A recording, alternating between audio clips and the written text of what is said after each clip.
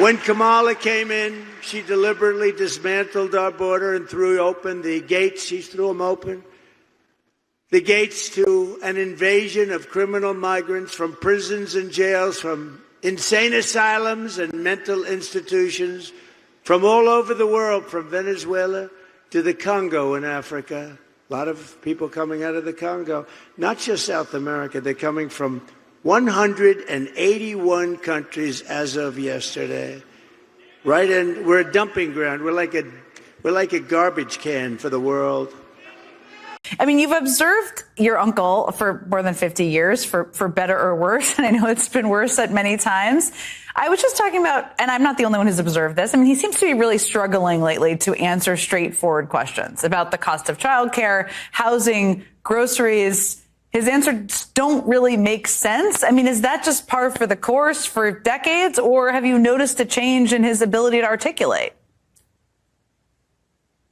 Yeah, well, first of all, as a human being, Donald is as bad as he's always been. This is somebody who's never evolved.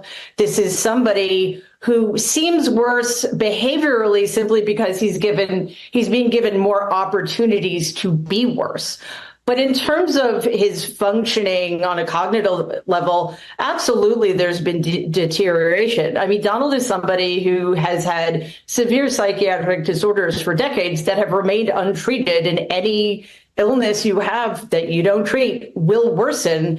And I think he's being pushed further and further because of Vice President Harris's success, because of his own failures, into a world that is more delusional. When he talks about how enthusiastic the crowd at the debate was, he's probably talking about himself. Mary Trump with a great point real quick. Time after time, Donald subjected women to unwanted kissing, groping, and sexual assault. If they came forward, he denied, attacked, and threatened to sue them, but he never filed any lawsuits because he knows discovery would destroy him. Just get out and vote. Our friend, where are we? Tristan Snell, hold on, said, he said it's if you voted by mail, check to make sure your ballot was received and counted as legit. This is critical, as many states and counties require that errors be corrected before Election Day, November 5th. It takes less than a minute to do so, and it's so important. We were saying out here we have ballot tracks, which I wish everybody had, but they don't, where we automatically get told they got your ballot, they counted your ballot, or there's a problem and you have to come cure it. So you may not have that everywhere, so I think that's a great tip. Covey tweets, the fact that billionaires don't want Kamala Harris to win is exactly why she should. You know what? We're going to beat all of them, these mother effers. Yeah. Right? Absolutely. The billionaires, the press, yeah.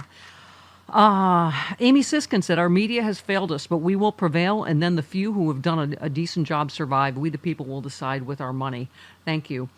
Kirsten Johnson, our friend, said, not a big fan of billionaires in general, but I have to say I'm horrified at the sheer levels of cowardice, corruption, and avarice currently spewing forth from so many of them all at the same time. The fact that these people are buddies with Putin while having security clearances and massive government contracts, plus control of our news and all the various ways we communicate with each other is just terrifying. The only way to fight back is to do whatever we can to help Harris Waltz win 12 days. LFG, Chris. Yes, that means let's effing go.